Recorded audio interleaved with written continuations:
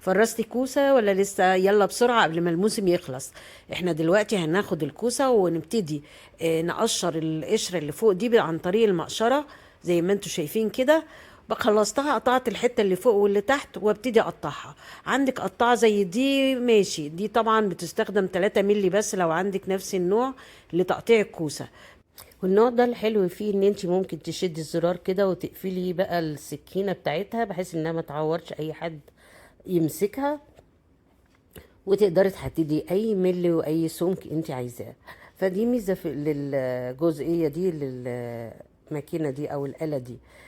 طبعا انا مسرعه الفيديو، لكن هو لازم تعملي ببطء عشان ما تعوريش. دول اصلا 2 كيلو، صفوا طبعا على كيلو ونص. بغسلهم واحط عليهم ميه، يا دوب بغطيها واحط عليها تلت كوبايه خل للكيلو ونص اللي هم بقوا عندي. بعد كده اسيبها ساعه وابتدي اعبيها في الاكياس حسب وجبتك، وبالهنا والشفا. وحطي تيكت ويلا شير ولايك.